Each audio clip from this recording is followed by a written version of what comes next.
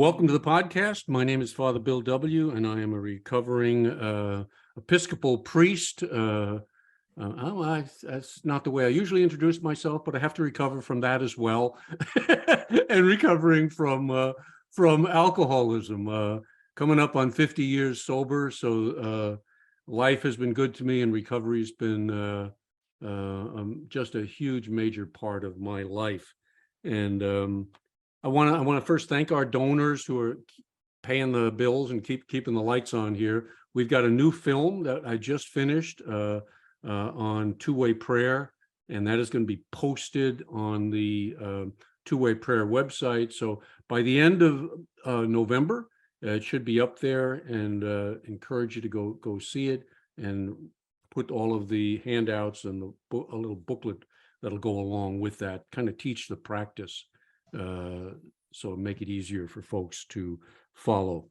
We are doing a series, and it's titled Spiritual and Religious. The "and" is underlined. There's a question mark at the end. And what I'm really asking is, we hear so often in 12-step meetings, people saying, I'm spiritual but not religious. And there's sometimes an anger involved with that. Sometimes people have been hurt by their religious affiliations. Many times I find that they're just not even educated at all these days on the different faith traditions. And so I'm interviewing people who have dealt with that in their own life and perhaps explored it from a sociological point of view, a theological point of view. And I'm excited about today's interview because it's with Major David Sams. David is the administrator of the Adult Rehabilitation Center in Washington, D.C., and member of the Salvation Army, of course.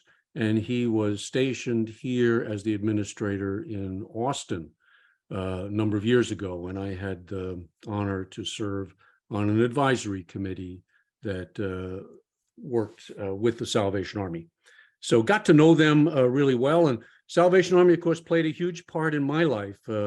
When I was lost and really confused, even more so than today, I was guided to check into the Salvation Army in downtown Detroit and to live there for 6 months. There was a Harbor Light program, as they called it, where you worked mostly during the day, spot labor kind of jobs.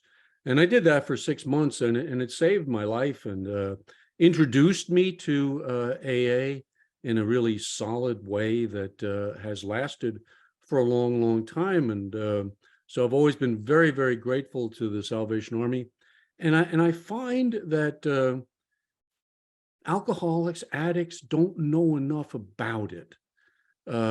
So that's part of what I want to do in this interview with David is go into some of it in greater depth so that we have a better understanding of its role in the recovery world. Okay. So David, welcome. It's good to be with you again and get caught up. Perhaps you could start by telling us a little bit. I know you're in recovery and very open about it. So go back to your lost and confused days and tell us what was going on with you and how you wound up in the Army.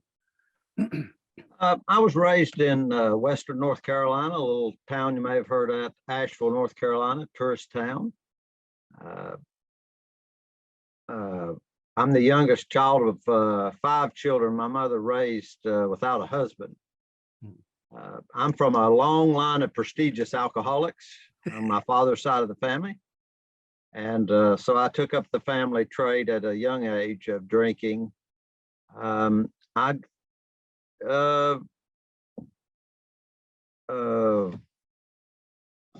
started drinking fairly early for an alcoholic, probably when I was in the 6th grade, but it quickly spiraled out of. I don't mean to just shut my door. Sorry, I apologize. I started drinking fairly early, but it spiraled out of control. I was a blackout drinker by the time I was in the 12th grade. Jeez. And I got all the way to the end of high school except for 30 days and quit. I've had the normal drinking career, though. It's just got worse and worse. Go to detox. I've been to detox so many times they send me a Christmas card. Then I would go to a treatment and be sober a little while, but really go back to the same playgrounds and playmates. I was raised faith-wise in the Salvation Army. My family were Salvationists in Asheville. And I knew that the Salvation Army ran a adult rehabilitation center in Charlotte, North Carolina. After going to treatment for 5 times, the last time was a committed where they had you locked up. I needed to change that situation. So I went to the ARC in Charlotte, North Carolina, and was introduced. I'd been in and out of AA, but not really, I couldn't get any successful recovery time. But once I got to Charlotte, I got away from Asheville, I got introduced to AA, got a sponsor, and started working the steps. And it was while there that the Lord called me to be a minister of the gospel. And I decided to do that in this thing we call the Salvation Army, which is a Protestant, very small Protestant denomination. And the rest has been the lifelong trip of recovery through that process in the Salvation Army. I've been sober just September 15th, 29 years. Oh, congratulations. Good for you. Good, good. And one of the things I noticed is you're a strong proponent of 12-step recovery, in addition to the Bible and faith traditions and things of that nature. You've balanced those two in your life. Is that right?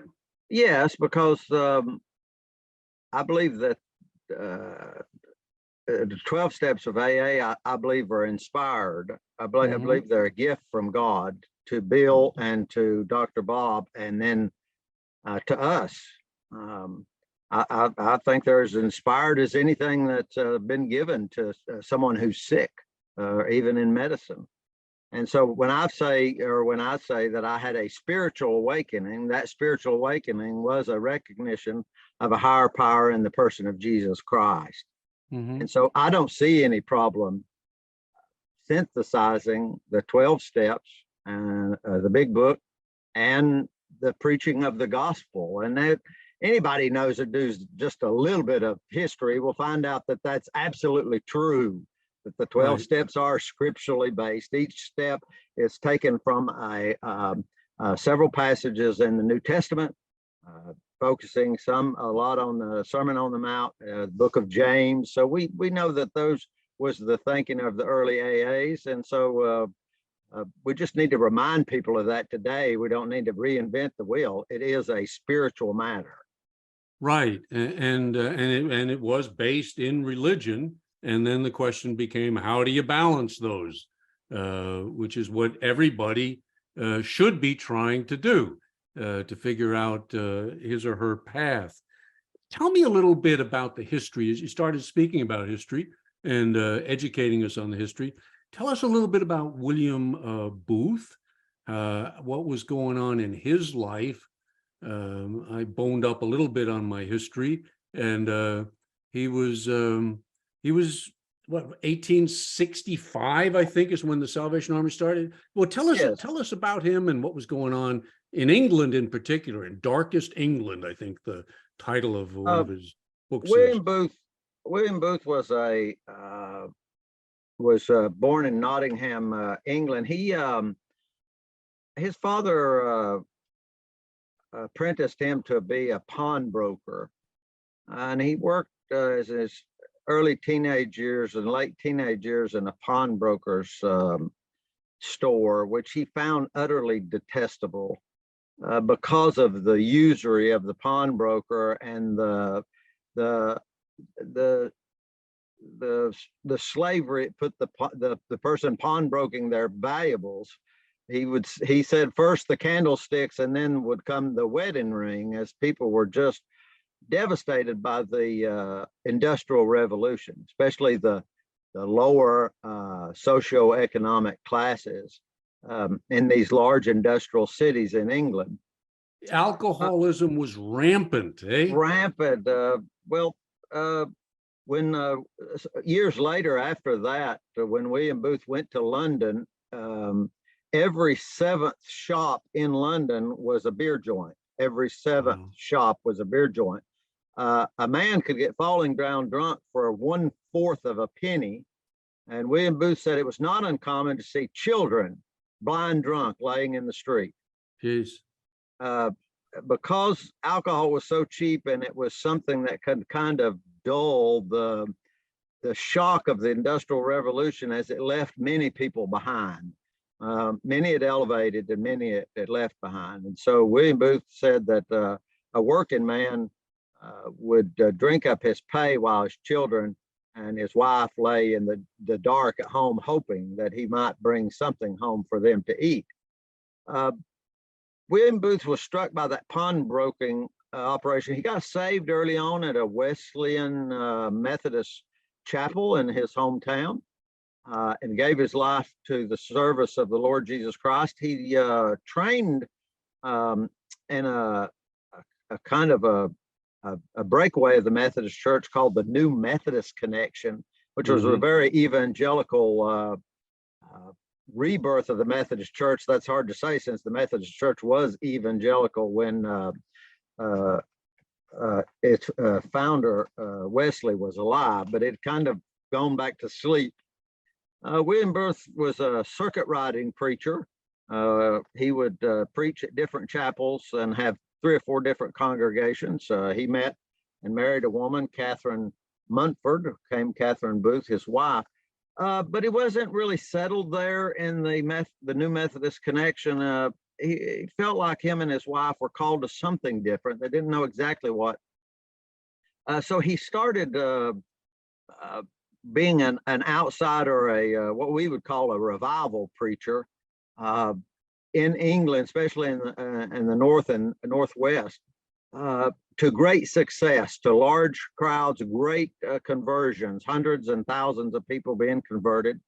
But he felt that the New Methodist Connection was not pointing him to the kinds of people, what we'd call today the down and out, instead of the up and out. Right. So they finally, him and his wife, moved to London, and it was there that William Booth really found what God was doing in his life, and that was for him to preach to this unchurched, ignorant, the worker class in London.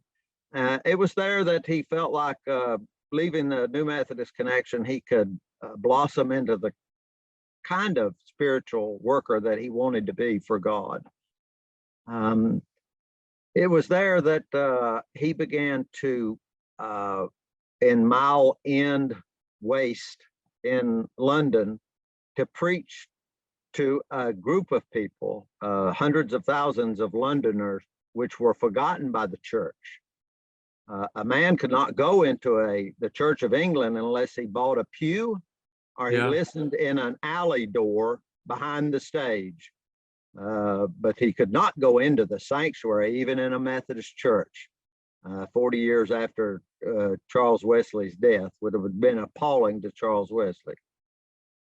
John Wesley, I'm sorry, I'm talking about his brother, John Wesley.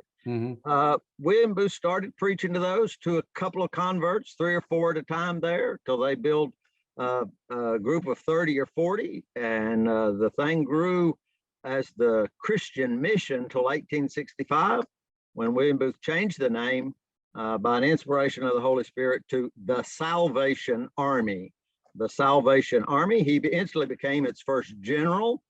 The preachers and the workers, the missioners as they were called, became officers, and the members of the church became the soldiers.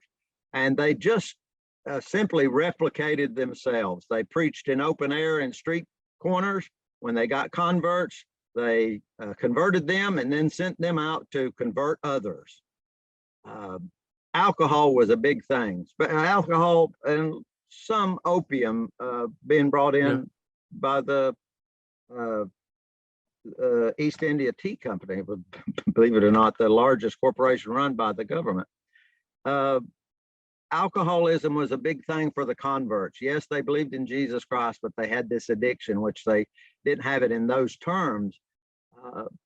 There is a book called Twice Born Men, which is part of the AA history. Yeah, Bigby's the author. Yeah. Yes, Big. Twice Born Men tells the story of the work of the Salvation Army and a young officer with alcoholics and trying to work with them. William Booth seen that was a problem.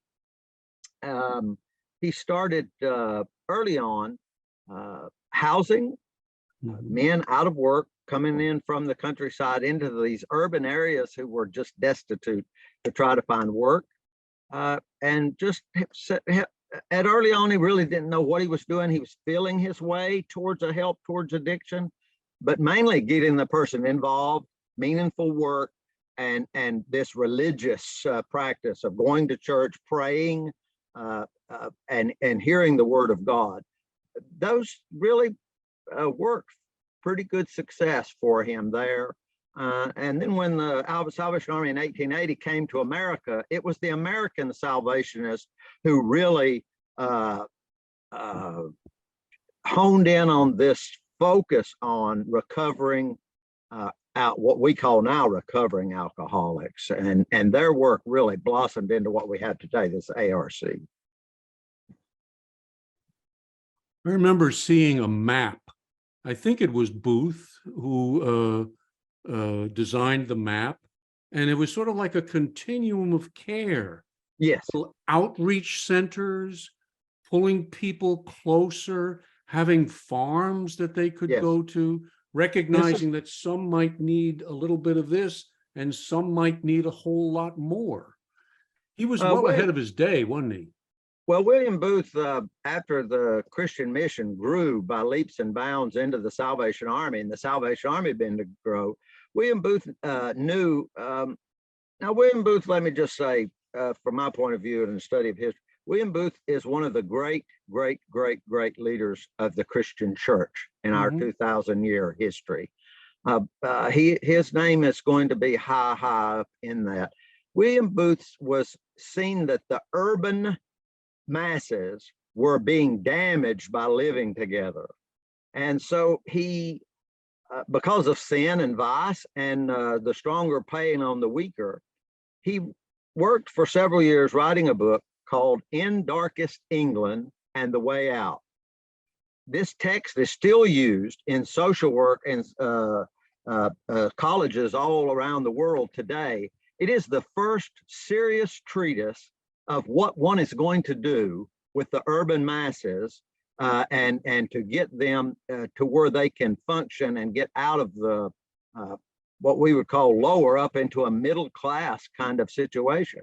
Right. And that map, that drawing you're talking about is very classic of getting people out of the urban areas, out to farms or fresh air places, children, getting children out away a couple of weeks a year, getting them into fresh air, getting men who were stuck in the cities out to farms, or even sending them to Canada, which was the ideal because it was part of the British Empire, and even to America. They bought and established these farms. They would give the person, 5-10 acres, a man and his wife, or a man, give him the farm implements, and then teach him to sustain himself. A lot of Booth's workers would go in around women. We focus on men. Go around where women were suffering from this poverty, and also help them to become trades and get out. So this In Darkest England and the Way Out was groundbreaking and still being used as a text in colleges today. I was reading recently the role of Catherine, his wife. It was very similar to some of the things that happened in Pioneer AA, where like Dr. Bob's wife, Anne, would work with the spouses, the families, stay in close contact with them, even while the drunk is still doing his thing. But it was an important part of getting him, usually in that case, ready for the change. So she was quite influential. Yes, they would do something they called slum sisters. They would send women. Yep, that's what they called them. They would send women into the slums. Now they had to have no adornment. They had to be dressed very plainly. They couldn't even take a handkerchief or they wouldn't be accepted in these dens of sin and vice and darkness. These slum sister salvationists would go in and, yes, find the wife and the kids suffering, starving, in blight because of the alcoholic father, brother, uncle, and begin to minister to them also. Mm-hmm. And by that way, they narrowed their corral till they finally got to the alcoholic. They were really working from the inside out. Catherine Booth is the rock of William Booth. Behind every good man is a woman. Her theological understanding of the scripture was profound. And her much deeper than his, I understand, not that it was deeper. His was more practical. He was the shovel man. That's better. He was the organizer to put it into practice. They were equals intellectually, but hers was the more of no, William, that's not working. That's burying our mission drift. Mm-hmm. Let's get it back into the center here. He was the much more practical, boots on the ground kind of thinker. At the time of his death, up until Billy Graham began his ministry, William Booth was the person who'd spoke to the most human beings on the planet ever. Once his popularity became big, he spoke on every continent, almost in every country around the world, to hundreds of thousands of people. But Catherine Booth's development of the Salvation Army was that very intimately personal one-on-one work that you described, which was it was just we're realizing that more about her now than at first. People say William Booth founded the Salvation Army. It was really a team effort. Yeah, the role of Ann Smith in the development of AA is much overlooked. Yes, it is. She's sometimes referred to as the mother of AA. She really is. And William Booth, when he was dating his wife, Catherine, she would send him letters. If she wanted to make a point, she underlined a sentence once. If she really wanted to get it, she underlined twice. There's a letter that we have from her that says that he believed that women could be the equal of men in ministry, and that she was not going to marry him unless women were allowed to take part in the spreading of the gospel. She underlined that 3 times to make sure that William got the point that women, she was very groundbreaking in that ideal. And we do ordain the Salvation Army women to preach, which is in some places still shocking to this day when it shouldn't be. I read that, in many instances, there were more women being sent into the cities and into the mission fields around the world than there were men. So well, there are more women. There are more women in the world than men, Bill. By sheer numbers. Yes, the women. He ordained them. He sent them out into difficult, hard, what we would call mission fields. Yeah. Many places around the world that would not even accept a woman unless she with that kind of Holy Spirit power to preach the gospel, and to great results. Mm-hmm. His own daughter, his youngest daughter, became the 3rd general of the Salvation Army, and he raised many strong women leaders in his own family. Yeah. Talk to people. I'm getting quite dated in my age and such. I'll sometimes mention Skid Row, and young people will say, "Oh, what's that?" But that really is the place of, and I want to talk a little bit about the missions and the role of missions and the Salvation Army, and even other kinds of missions that were really going to the places you're describing and working with the toughest of the tough. But they were groundbreaking. That was treatment, that what we would call treatment today. And I believe, if I'm not mistaken, the Salvation Army is probably still the largest provider of, quote, treatment in the country, in the world. Well, right definitely a large player today in America. We don't usually, in other countries, we do some different kinds of method because William Booth believed in adapting the ministry to where it was. Mm-hmm. He needed the ministry to look like its surroundings. So what grew in America did not work in India because of the class structure in India. And so what worked in India, not necessarily in Central Africa.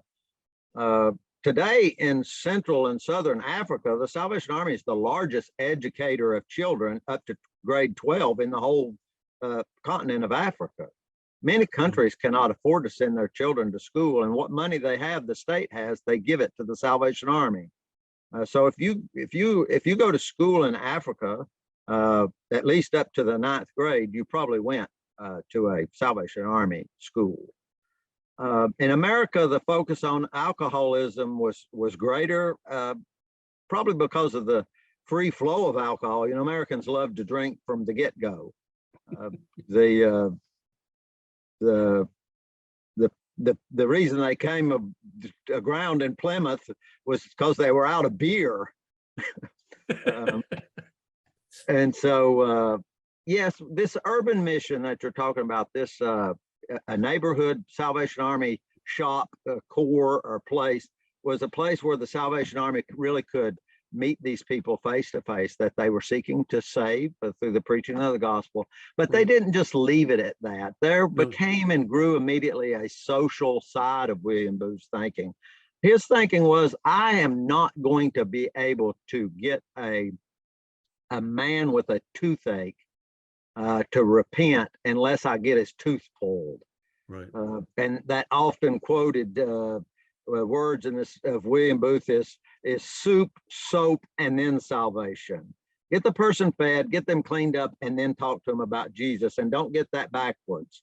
You can't just go to somebody in a raw skid row and start talking about Jesus without meeting some of the human needs that they have. And that was what was revolutionary. And that many people have taken that up now since then and used that as their model. They wouldn't necessarily say it was the Salvation Armies, but it was. And plus it needed a believer. It needed a person, what we call a salvationist, who believed in doing that, because it was a lot of self-sacrifice to go into these places for these young women from middle-class homes to go in and be slum sisters in the most dangerous places in London. Was astonishing that they would do that. Yes, and the role of the missions. Two things that I noted, and people may not be very aware of this, but of course, Bill. First one would be Calvary Mission, which was run by the Oxford Group, by Calvary Church, really, in New York City. And Bill Wilson had a profound spiritual experience, even while he was still drunk.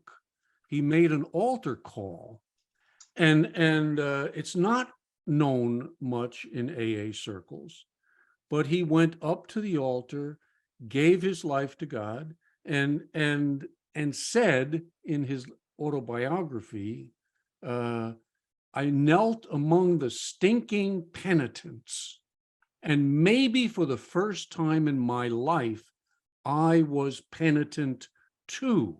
Yes.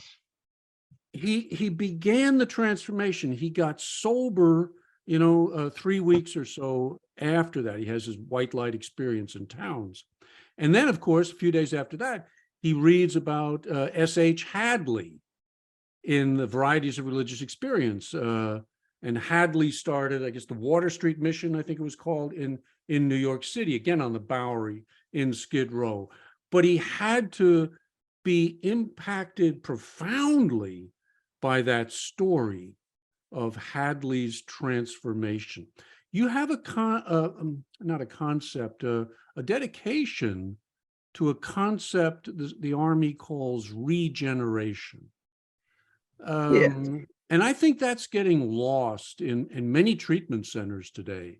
You know, the question is not, well, how do you regenerate a person? The question is often, do you have a swimming pool and tennis courts? You know, it's kind of crazy. So what's regeneration, and what is that about? Well, I think it's regeneration is just step one. Let's make an assessment at where you're at and whether you're going to make a serious,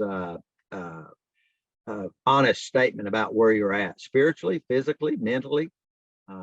And if that is a step one experience for you, then we have some suggestions for you. And that is the person of Jesus Christ. May you find him now. That is going to be, we're going to have to start there before we get to anything else. I don't lose much sleep over AA's fighting over a God of my understanding. God is so massive. The great I am. Nobody understands God. Yeah. So everybody comes to God with a God of his understanding. I don't know why everybody gets so upset over that phrase. That's all you can do is a God of your understanding, because you're not going to be able to, nobody is going to be able to fit the Almighty in a box. Right. We try to. He won't be held. He won't be held. No, it won't be held. No, escapes out of the box. And so this regeneration is, yes, a God of your understanding. The big book clearly says in the chapter of the agnostic, listen, if you go down this path, you will end up at Jehovah. You'll end up at the God. There's only God. Bill believed wholeheartedly there was only one God in the universe. And Dr. Bob and his wife made sure that he got that in his visit to them before they finalized the text of the big book, where he spent several months with Dr. Bob and Ann, and they made sure that this was the spiritual foundations of which we were going to found this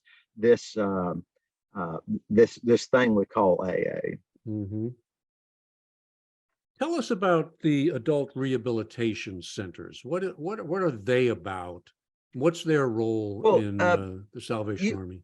When the Salvationists first came, a man named George Scott Relton first came to America. He came to New York City, and he seen that men were leaving the farms to come into the city for work.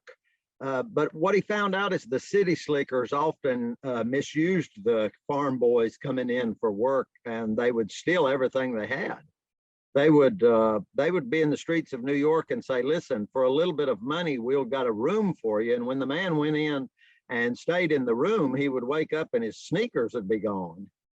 And they were, the boarding houses and the men on the street were in this syndicate of crime. The early Salvationists seen that in America, in New York probably by 1889. What they did simply is this. They rented abandoned factories, starting with one in New York. They heated it cheaply. They had healthy food, and they would charge a man living on the street nothing, almost nothing, pennies to stay. And while they were there, they had an ulterior motive. They were going to preach the gospel to them. Mm-hmm. They were safe places, and they became so popular that they had to open more and more and more of these in what they called industrial homes. And then the man could work out in the city and try to find work. Well, they found that at that time, the men were having a hard time finding work. So the Salvationists simply at first brought in loads and loads of firewood. At that time, everybody in America, the Vanderbilts and the lowest bum, burned firewood for heat and to cook with. The men in these industrial homes would bust up the wood into what we call in the mountains kindling. And that shows how old I am to say the word kindling. They would bust it up and sell it door to door. Even the mansion houses had to have wood. This was a brilliant idea because the money then supported the home for the men, kept them heated and fed. It was a spiritual basis for the gospel being preached, praying, and it allowed the men to get ahead in their lives. When coal was starting to be dug in America, they switched from wood to coal. The men would sell coal door to door to support the industrial home. At some point, probably in about 1895, 1896, I'm sure one of the sober alcoholic men or down and out men said to one of the captains, "Hey, I see a lot of furniture being thrown out on the streets in New York as we go door to door. My father was a furniture craftsman. Let's bring that furniture back here. We can fix it and sell it." This is a big light moment for the Salvation Army, a way to fund a rehab program based on cast off things. So the Salvation Army simply got old draft horses from the police barns that were being disused by the police department, hooked them to wagons and started picking up goods from the street, bringing it. They would sell it. They would spend that money to rehab men, alcoholics, or those down and out for whatever reason on the street, and get them back up on their feet. William Booth called it the cab horse charter. The cab horse charter. He said in London, if a cab horse passed out or fell off on the street, there was a law that covered the cab horse. And he said the law said that the horse, if it's down, it must be helped back up. It must be helped back up. And second, if it was hungry, it must be fed. And the third is that it must be given meaningful work. This was the law on the books. William Booth said, if we can do that for a cab horse, we should do that for a man. If he's down, we ought to pick him back up. Okay, we ought to feed him if he's hungry, and we ought to give him meaningful work. This is a brilliant analogy, but works good. These industrial homes in New York grew to 1 to 5 to 10. They grew, went to St. Louis, then to Chicago, and then to San Francisco. We have now 123 of these adult rehabilitation centers using that same model. We house men in 6-month rehabilitation programs, taking donations from the public, reselling them, and all of that money, 100% of that money, back into the program. That means a man can come to us and stay in-house with us for 6 months free. And we can 12-step him, we can gospel him, we can feed him, we can get him to doctors, we can do some, and you know that yourself with the counseling and all of that is tremendous, these facilities. And that's what I do. I just share the message that was given to me, and I am an AA, I am a 12-stepper. Yeah, but people need to know, and I don't think they do, about the important role then. But for people, there's so many who could never afford treatment. The waiting list for public treatment is often months and months long, and there is a place that they can go. They're not going to get a lot of money, but they're going to get time, and they're going to get safety, and they're going to get education. And time to reflect on where am I at in my life. Well, I checked into an adult rehabilitation center in Charlotte, North Carolina, a low bottom alcoholic. The last alcohol I ever drank was Listerine. I was drinking Listerine and had been drinking it for months. When I got to the ARC, I found that those people loved me. I didn't have anything but a garbage bag and a pack of cigarettes. And that process of somebody there showing me the big book and the big book, the Bible and the big book together has saved my life. I haven't had a drink since. I've been sober 29 years and been carrying this message based on what I believe those 12 inspired steps. What Dr. Bob and Dr. Bill received from God was a miracle, nothing less than a miracle. And we need to never forget that. It's a simple program. It's a simple program for a way out. They almost named AA the way out of the situation you find yourself in, and that's exactly what the Salvation Army is there to do. You're down and out, you're at the bottom. Are you ready to change? Well, we're going to be a place where that can happen for you. So, very dependent you are on the donations of people, particularly of goods. There's alcoholics really need to know that, you get some furniture, you got some valuable pieces that you're done with or want to pass on. Well, let me Bring just them to say the this. Salvation Let me Army. say this. Early on, when the Salvation Army was very much in its infancy, William Booth's oldest son, Bramwell, was his right-hand man, and he was teaching Bramwell. They were really building the ocean liner as they were sailing on it, this thing we call the Salvation Army. Yeah. William Booth seen men living under bridges, walking home in London. He told Bramwell to do something about these men, these down and out men. But he told the men this statement, and we have it in writing over and over from William Booth's hand. Bramwell, help these men, but do not coddle them. Do not coddle them. I don't want you to just hand it out to them.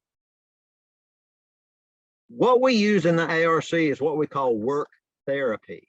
These donations come to us in a raw state. We get them together for resale in our stores. The men take a responsibility to do that in warehouses, getting them tagged and ready for a resale. But they also must keep the building clean, cook the food, and run the main desk, where the public comes in. They must drive the trucks. They must load the stuff.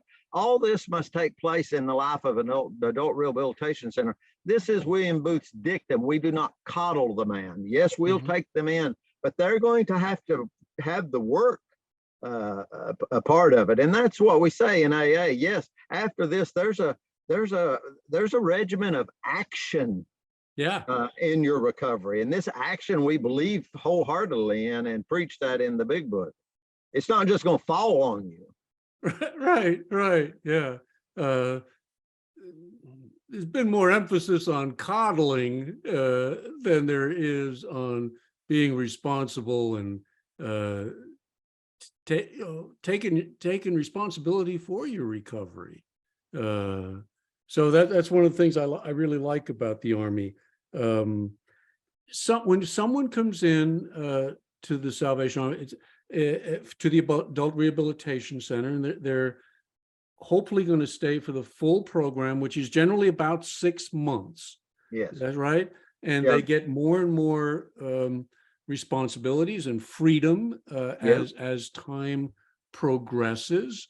And then I know here in Austin, you were trying to then establish a number of sober homes where people who had been through this process could then go and still maintain some relationship with the mothership, where they found it, and then bring some of that stuff back to the guys who are still there, and now to women's programs. Women's programs are starting up in the Salvation Army as well.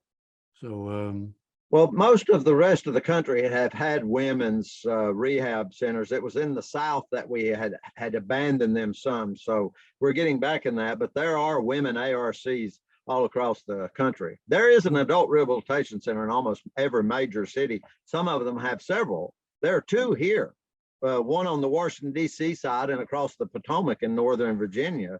In Florida, there are 5 adult rehabilitation centers all over the state of Florida. So there is one near you somewhere. Yeah. I encourage you to make the donations and also get involved. People can get involved. Yes. Serving on the community boards. You sponsored a once-a-month luncheon, which I thought was great. And I would bring some of my 12-step friends to a lunch and learn 1-hour deal, and they were blown away because it's one of the greatest secrets out there. The people in 12-step recovery are just unaware of the Salvation Army, the adult rehabilitation centers, the ARCs, and how important they are to so many. So that's been great.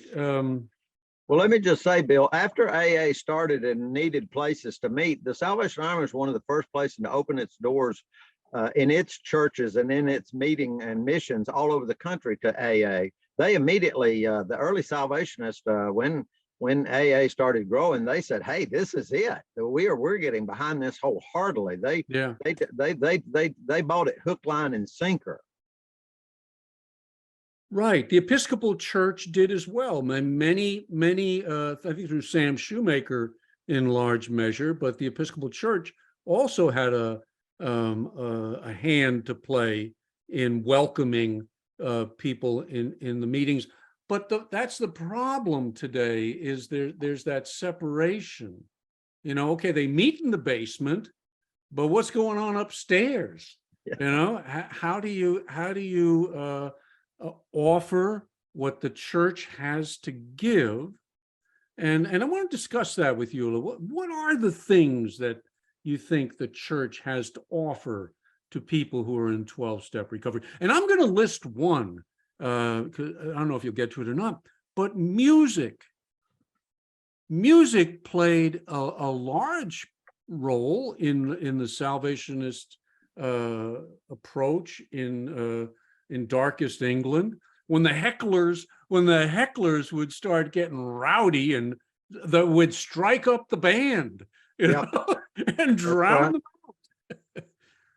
out. The Salvation Army has a deep music heritage, especially with the brass instrument, because it was so durable and couldn't be damaged in street fights or ruckuses. You can't hardly hurt a cornet. So it's not like a guitar or something that was much more delicate. Brass music has played a part.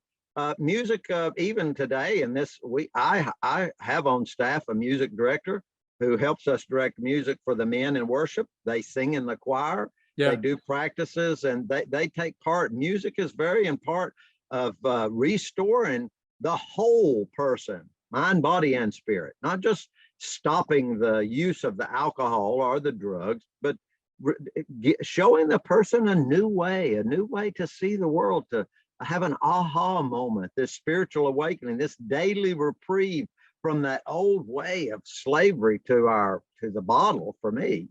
And so I think, the church has a part to play in the restoration of the family for the man or woman who comes into AA and gets a couple of days sober behind them. They burn so many bridges. Everything is broken in their life. And this relationship rebuilding is what the church should be involved in. Getting the wife and the man together in the pew. It's a neutral place to begin with, this rebuilding. And the church can come around that wife, those children, and the alcoholic and help to love them. No, the alcoholic's still going to have to go to an AA meeting. He can't take his wife or his children there. That's a place for him. But the church, what you call the organized religion, must play a part in this restoration of the family, the restoration of even in Bill's, Dr. Bob's life. The wreckage behind them was pretty big, right, and took many years of church life to fix that. And I think in Christianity, we've shifted over to what you believe rather than how you live your life. And AA and 12 steps try to cut through that. And I think the Salvation Army does as well. Live the life. Don't worry so much about the theology. That'll take care of itself. You'll settle it. And you certainly, it'll be God as you don't understand God, but as you experience God. Right. And that's the key. That's the key. Finding that connection that people are lacking today. That's the regeneration in my book. Yes, it is. And some of the things is just the ignorance in the church today about addiction. This was not the case 50 years ago. Most pastors understood and knew something about the Salvation Army, other missions, and about 12 steps. I find lots of clergy today, they don't understand the addicted person in their church, and they try to supplement some quasi 12-step groups that have no depth, no foundation. They're just really feel good kind of groups. We never use the word celebrate. You know what I mean? Yeah. Recovery for us is hard work. It's something attained by working through a process. Yeah. I tell the men all the time, you can't. Let's put it the other way, Bill. Let's put it this way. The religion by itself is not going to be good for the alcoholic, because when the person, the family says, well, if you'll just go to church. Yeah, right. You know what I mean? If you'll just go to church, that won't work either, because I tell the men all the time, your preacher that you're going to the local church, he doesn't understand your addiction, all right? Because he is not going to understand when you call him at 2:30 in the morning and offer to sell him a guitar. Especially since it's his. And so religion without AA is going to be inept also.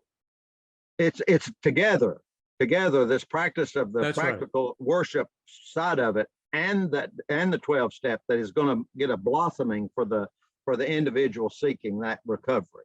That's what I have found, that I don't go to one in search of the other.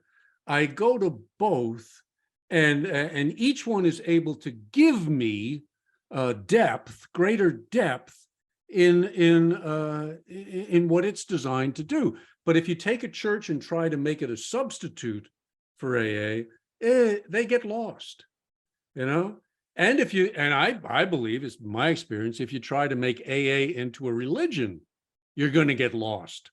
Yes. So it's find the strength in both, and it's kind of like the railroad ties. You have two tracks, and you have the ties that join them together. If you lose those ties, the train's going to go off track. So, well, the key to both of them, Bill, is God, the person of Jesus Christ, who